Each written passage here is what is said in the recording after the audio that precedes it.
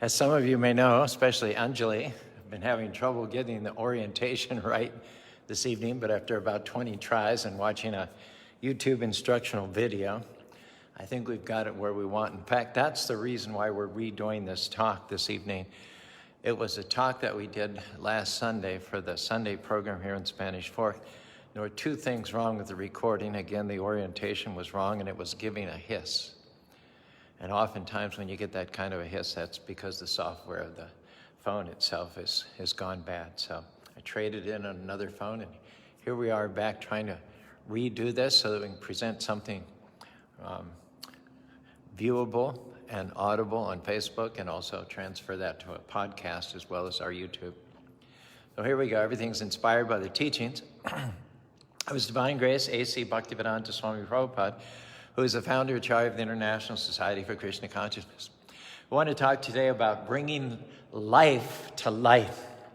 Too often we're trying to get worth out of what we do, how well we perform. Am I a good enough mother? Am I talented enough, strong enough, successful enough? We think if we just work harder, outperform our coworker, outdress our friend, outdrive our neighbor, then we'll feel good about ourselves.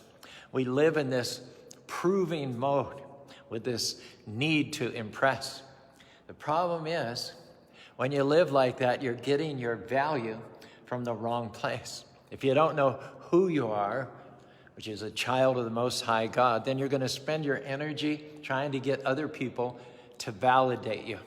But when you're secure in who Krishna made you to be, when you're comfortable with your gifts, you're content with your looks, you're happy with your personality, then you don't go around competing with others, jealous of a friend who's more talented, living to impress that cousin who's more attractive.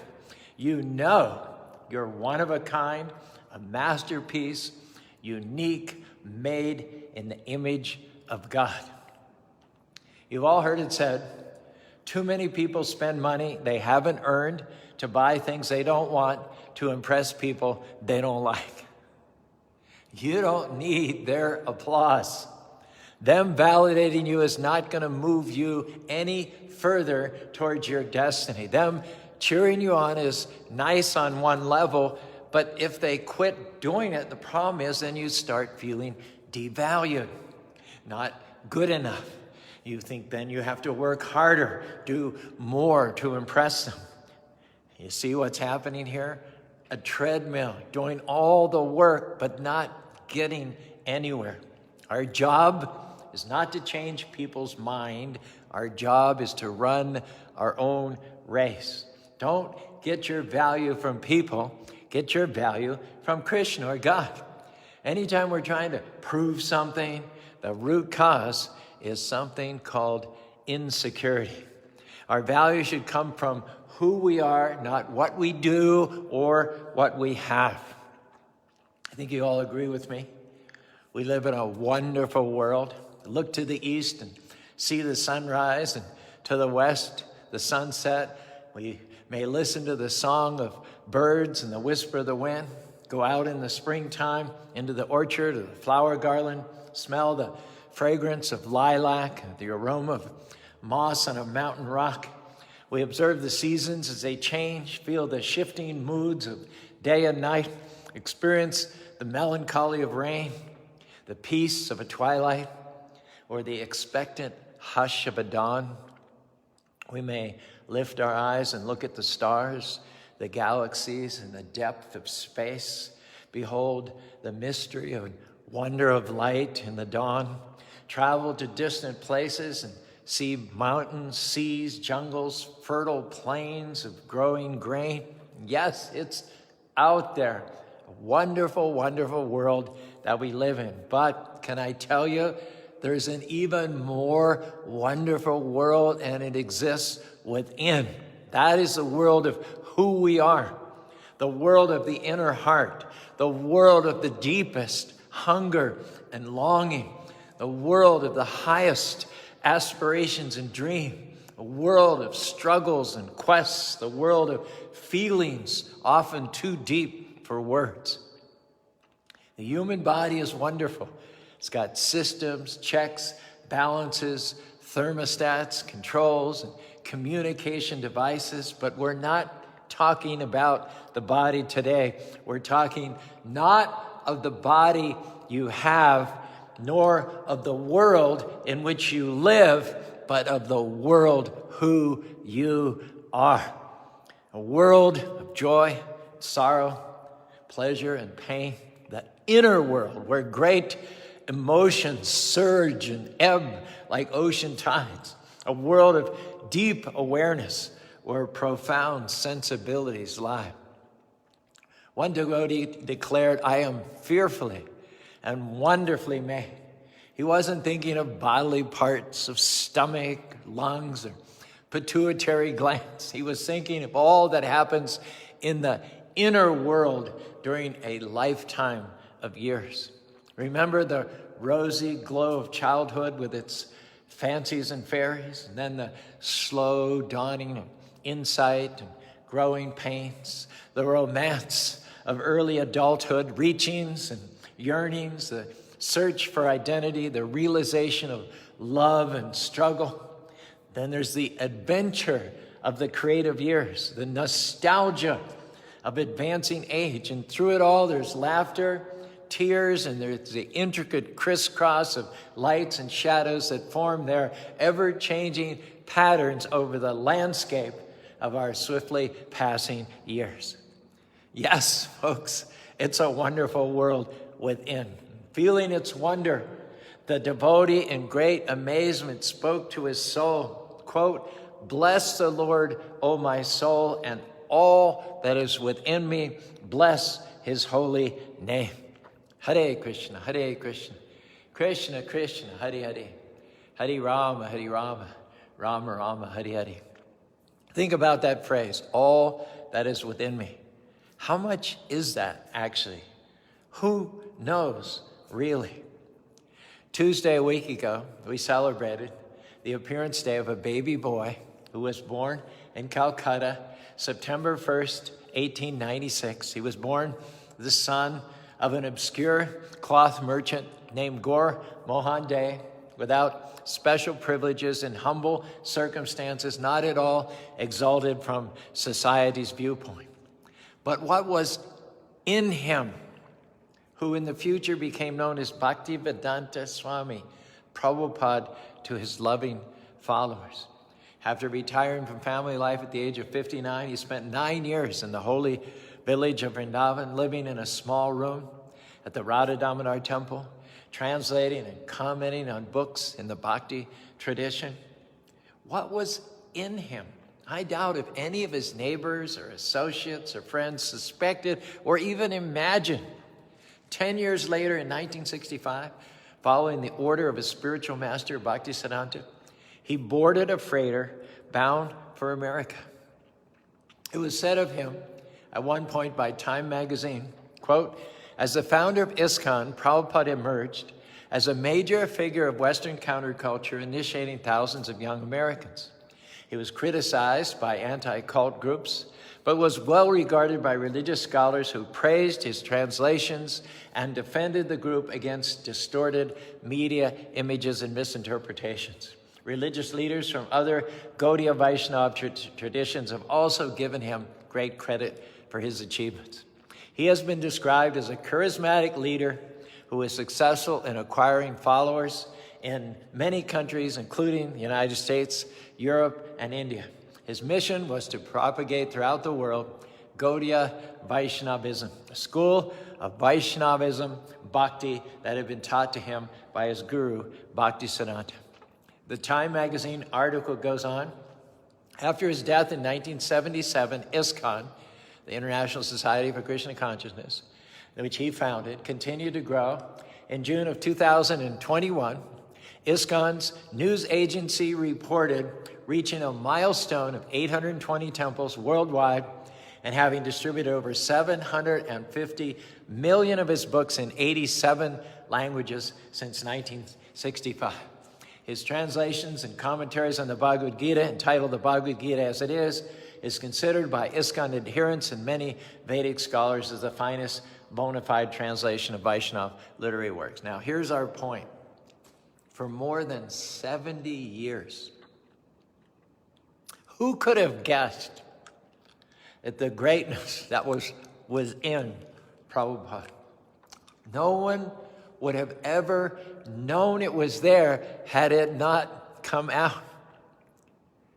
But it did. Prabhupada often joked, better late than never. And sometimes, with some people it comes out, and sometimes with other people it doesn't. But it's always there, this wonderful world of the inner heart. Here's a thought. Nothing out there has any meaning until it means something in here. Here, the inner, is the ultimate proving ground of all values. Things are of no worth in and of themselves. Like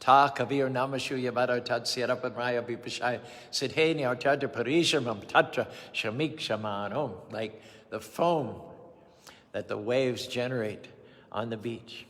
Things are worthless unless they add to the world within, unless they become instruments to add content, quality, enrichment, power, and well springs of peace.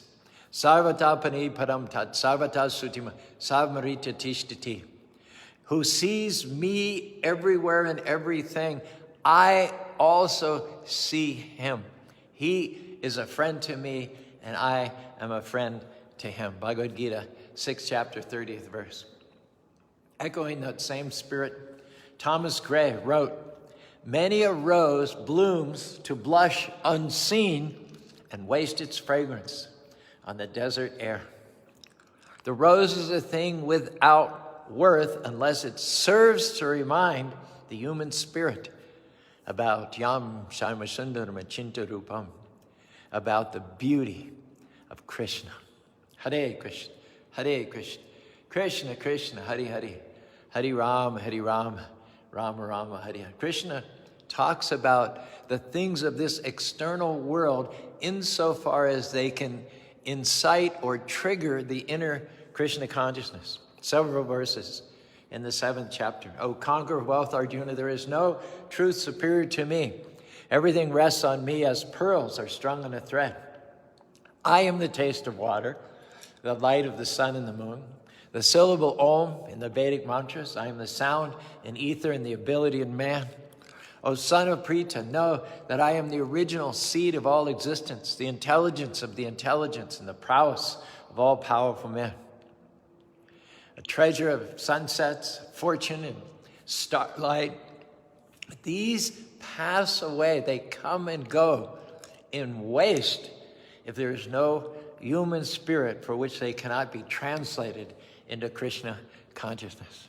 Hare Krishna, Hare Krishna, Krishna Krishna, Hare Hare, Hare Rama, Rama Rama, Hare. As the whole universe is dark and dead without the sun and the sunshine, so this body is useless without the presence of the soul from which comes consciousness. Krishna knows where his light of knowledge and love is needed most, where it will do the most good, where it will make the most difference. So he beams his light into our darkness, revealing the beauty that's inside each and every one of us. And if we don't catch that light of Godhead in our heart, there'll always be a voice saying, you don't measure up. You need to be stronger, skinnier, taller, wealthier, more talented, a better mother. It's very liberating when you understand you have nothing to prove. You don't have to prove to others that you're good enough. All you have to do is walk in your own anointing. You don't have to keep up with other people. If you're getting your value of how you measure up to your peers, am I as talented as my coworker? Am I as successful as my cousin? Then you're going to live in this proving mode, working harder, trying to impress. There's a never-ending cycle. Our encouragement tonight is get off that treadmill. You got nothing to prove. You don't have to be better than your neighbor, more talented than your friend, skinnier than your cousin. It's not your race. You're not competing with them. You're competing with yourself. Be the best version of yourself that you can be. Let me ask you tonight, in what light do you see your life? Do you see yourself? Unfortunately, for many, many, many people, life is seen in a tiny pinpoint, and that very, very dim. Heard a story about the small son of a storekeeper who sat by the window one night with his mom, looking at the evening stars, and they were talking about heaven. The little fellow asked his mother, "Mom, will I go to heaven?" She said, "Yes." And the little boy said, "Will you?" She said, "Yeah, she would too." It was a long silence, and then the child said, "But Daddy won't, will he?" "Why do you say that?" his mother said. And the little boy sadly answered, "Because Daddy won't be able to get away from the store." That little boy knew something profound about his dad, that his dad was living with a limited vision. He was living his life in a tiny pinpoint of light when he could have been basking in the full sunlight of the soul.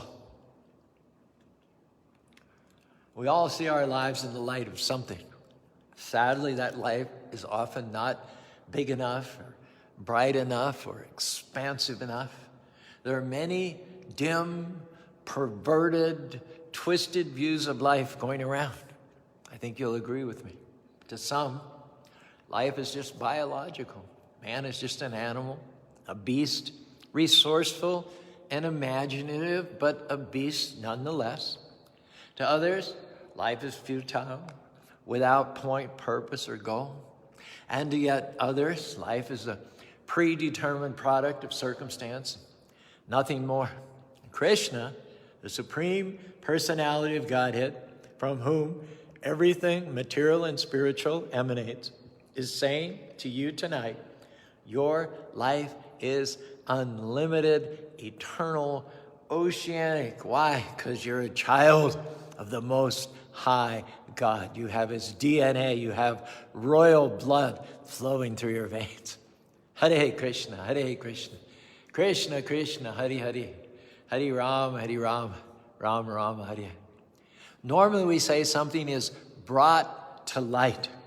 And that means it's brought up out of concealment and set into clear view. It's brought up out of the basement, so to speak, into the clear, bright light of day. For instance, a fact is said to have been brought to light in a court testimony. A situation is brought to light by some investigative reporting. The immortal words of Krishna to Arjuna in the Bhagavad-Gita, the Song of God, put the floodlights on the soul, bringing life to light from where we had it buried. We had it concealed beneath a mountain of things, beneath our preoccupation with small ideas and unworthy values. We had it wrapped in trifles covered with pettiness and ego. We had bludgeoned it down into the dark. But Krishna brought the soul up from where we had covered it. Krishna would illuminate the soul in the bright sunlight, transcendental knowledge. Hare Krishna, Hare Krishna, Krishna Krishna, Hare Hare, Hare Rama, Rama Rama, Hare Hare. If you're competing in a race that you're not supposed to be in, you're going to live frustrated. Some of you ladies, and I say this respectfully, you could not eat for 3 years and still not be a size 6. Why are you competing in a race that was never designed for you? What are you trying to prove? That if you get small enough, strong enough, successful enough, then you'll start feeling good about yourself? Get out of that race. You can feel good about yourself right now, right where you are. You're in a class all on your own. And when Krishna made you, he threw away the mold. And then he stepped back and said, he was good. She's good. Another masterpiece. He put his DNA on you. Krishna has brought life up to the light through Bhagavad-Gita, his immortal words of the Song of God. Now try to see your life in the full, bright light of the soul. Try to see yourself as Krishna, your creator, sees you and made you full, creative, powerful, well-able, one of a kind, a masterpiece. Some things you never find out as long as you take a worm's eye view of what they are.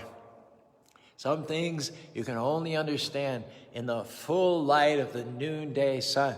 That's the time when you can see everything clearly and totally. You'll get a clear view of who you are if you'll turn your back on the light and cast yourself in shadow. You will never get a clear view of who you are if you'll turn your back on the light and cast yourself in shadow. Some people are so preoccupied with their problems, they're not even thankful for being alive. One man said to his friend, "That's an awful cough you got." His friend answered, "Maybe so, but down at the morgue this morning, I saw a dozen fellows that would really like to have it." And when you see life in the full dimension of all that it is, then no matter what your problems are, you're going to be glad just for the gift of life. And the best way that I know to see life full size is to see it in the light of chanting the holy names of the Lord.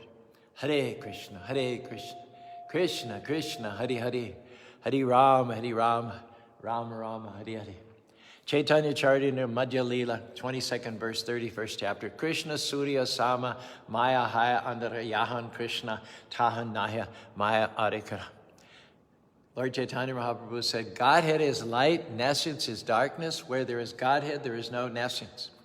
And this material world is dark by nature, where everything and everyone is ignorant for the most part of spiritual life. But by Bhakti Yoga, by the clear light of Krishna consciousness, this darkness and ignorance is dissipated, just like the morning fog is dissipated by the rising sun. Kechit kevala bhakta vasudeva agamdutavadi niharam eva bhaskara. Hare Krishna, Krishna Krishna, Hare Hare, Hare Rama, Rama Rama, Hare Hare. People who can't understand this are really no better than animals. People who live like animals have not yet discovered their own divinity. They grab and grasp and claw like animals. They take food like animals with never a word of thanks. They take sex like animals, just wherever it's available. They push and shove like animals, no matter who gets hurt. Their life expression is physical and biological, as if there is nothing more than that. But can I tell you, there is so much more. We live in vast dimensions of goodness and power, of meaning and love. We can range across broad spaces of thought and feeling. But too much, unfortunately, we make prisoners of ourselves as though we had tied ourselves to a stake somewhere with a very short rope. Anybody out there not like to be someone special? Well, you are already someone special. Start to see yourself as originating in the world of light. Put yourself in that picture. Think of yourself as part of that world, the world of Krishna's intimate, internal potencies. And then live in the light of that. I don't know of any better starting place for living than when we realize who we are and whose we are. If you're keeping the Lord first place by regularly chanting his holy names, you're never going to have to make this journey alone. He'll be in every step you take. Though you may stumble, he will hold you steady. When you fall, He will be there to pick you up again. When you're weary, he will be strong. When you stop for sleeping, you can trust him to stay awake. He'll still be there to take your hand again when the morning light calls you to go on. Krishna did not create us to get stuck where we are. Krishna has given us the ability to become. Prabhupada is the best example. Being born of a humble family, he grew up as one of millions in the teeming city of Calcutta, but he became the greatest ambassador of the spiritual world and the savior of millions of disenchanted youth. Resident in the human heart, Krishna has embedded an irrepressible urge to become. The poet wrote that God has put an upward reach into the heart of man. Sometimes people squelch the urge, brutally bludgeon it and beat it down. Sometimes they pervert it, distort it, send it off in directions it was never meant to go. But Krishna knows the urge is there. Why? Because he put it there. I heard a story of a sculptor.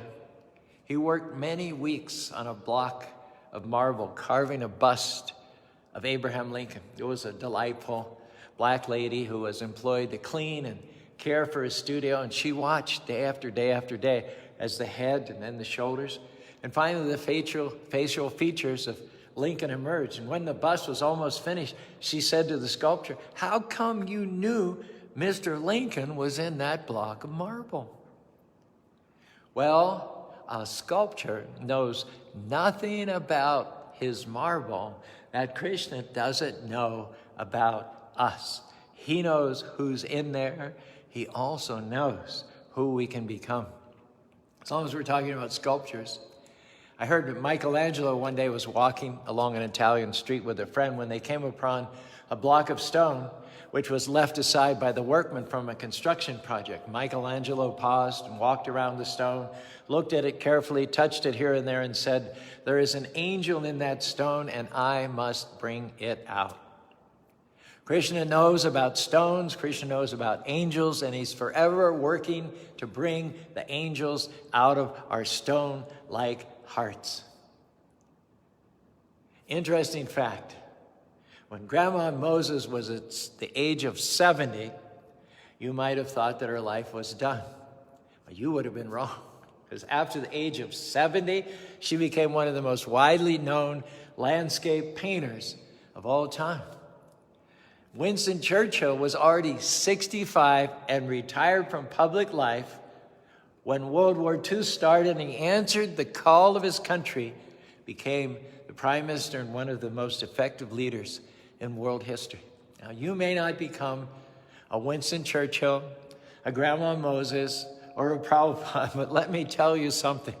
Whatever your age, your limitations, your struggles, your problems, your health, your background or status, tonight I'm pointing you to a wide open door. I'm pointing you to a high road that leads to summits with unlimited horizons. And I announce to you that most wonderful privilege of power that anyone could ever have is already yours. That whatever else you may or may not become, this you can, a child of the Most High God.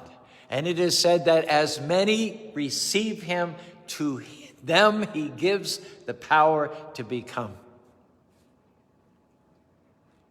And I grant you, some things must always be exactly what they are. A pebble by a roadside is just a stone. Time and weather may change its shape a little bit, but it's still just a stone, and it'll always be a stone. But not so with you, who were made in the image of God. You can become.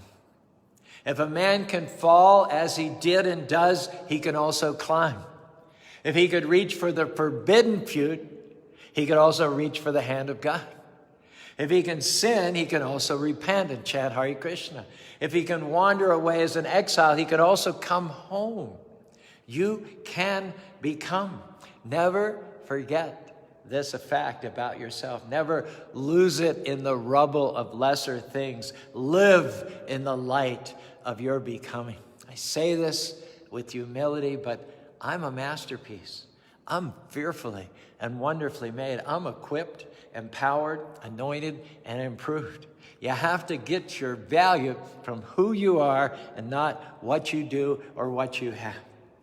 Some things you may become only for a little while. Some achievements are indeed very temporary. You become physically strong, and time will wrest away your strength. You become materially rich, and death will take the riches away, but become a child of God, and this you can be forever. Hare Krishna, Hare Krishna, Krishna Krishna, Hare Hare, Hare Rama, Rama Rama, Hare Hare. Our question is, why are you trying to prove to people who you are when Krishna has already said he's well pleased with you? Why are you spending time and energy to impress your neighbor? Prove to that person who walked away that you're really okay. Show to that coworker that you're talented. You're not supposed to live striving, stressed, competing. Get off that treadmill and rest in who God made you to be. Run your race, focus on your goals, and keep the right motives. If you do this, I believe you're going to live freer. You're going to see Krishna's favor in greater ways. You're going to accomplish dreams, overcome obstacles. You're going to become all that you were created to be in this life and next life. You're going to go back to home, back to God. Hare Krishna, Hare Krishna, Krishna Krishna, Hare Hare, Hare Rama, Rama Rama, Hare Hare. That concludes our Facebook Live broadcast, which is really a makeup from a class that we gave last Sunday where the recording hissed and it had the wrong orientation. So thanks to those who intersected with this evening, and thanks especially to those who liked or put a thumbs up. We'll post it. It'll be on Facebook, and we'll also edit it as a podcast, and it'll be on YouTube too. So subscribe. Hare Krishna, Hare Krishna, Krishna Krishna, Hare Hare, Hare Rama, Rama Rama, Hare Hare.